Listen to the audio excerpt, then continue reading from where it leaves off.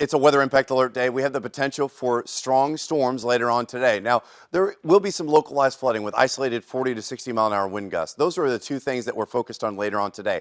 As we transition from the springtime months where we have less cold air and now it's all warm, we're going to see different types of severe weather. And this is a wind gust and potential localized flooding, even flash flooding threat. Think about what happened on Friday for us. As temps are in the mid 70s here, we're in the low 70s otherwise. Now, overall, we're still looking at, better conditions outside. Now, off to the northwest, here's where this cold front is. It doesn't look like much. There's cooler air to the north, and that's what's going to eventually settle in. And I know that it's not going to be something that changes a bunch for us. We're not going to drop all of a sudden into the 70s. It's not that type of cold front.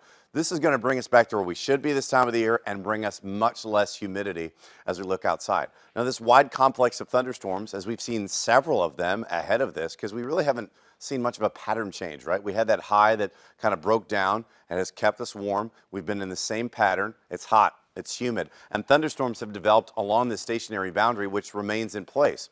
We've been the beneficiary of some cloud cover and some light rain at times, but this is going to settle in from west to east. You'll see this eventually travel along I-70. You'll notice its movement right now. Notice how it wants to spin and kind of work its way slowly. It has weakened, and it will continue to do so, leaving areas in Kansas City with cloud cover and light rain.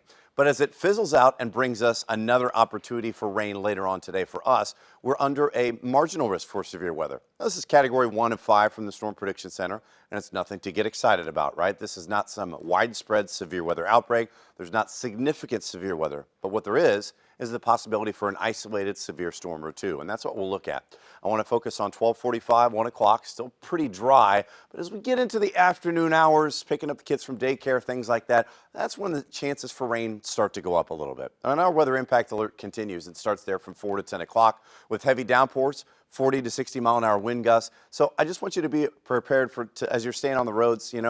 It can change very, very quickly, and you're in the middle of traffic and all of a sudden the rain is there. So I want you to be prepared. That way you can take that exit off or give yourself some extra time, because it is going to be an issue, I think, for some of us. And here's what the radar, I think, is going to look like. 4, 5, 6 o'clock storms like this will be around. Not for everybody. Some of us will miss out on this rain completely, but some of these storms could be on the stronger side. Some of them may just be a regular thunderstorm, and that's okay with us as well. But I want to prepare you for that potential. 8, 9, 10 o'clock, most of this pushes out of our area, and it's a much, much quieter night. But the main things I'm tracking for you are 60 mile an hour wind gusts, certainly not tornadoes, certainly not hail. The flooding threat, I think, just because the ground is wet, is something that we want to pay attention to as well. But as we continue to go throughout the next several hours, you'll notice that we go from the low 80s and upper 70s as we go into the upper 60s overnight. When's the last time we talked about the upper 60s in the overnight hours? I mean, we have been so far above average. And for today, a lot of that has to do with the mugginess. That gets out of here pretty quickly for Tuesday and Wednesday as we're in better shape. Now, our early 4th of July forecast from a standpoint of morning, afternoon, and night is the fact that it's going to be a warm start, and it's warm and humid in the afternoon as our temps are in the mid-90s.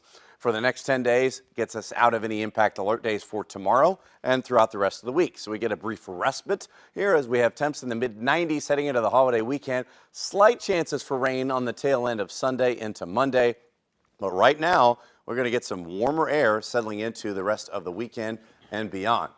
Paul, I might have to come over there and no traffic. See, that's right. See, I have to come over and personally apologize.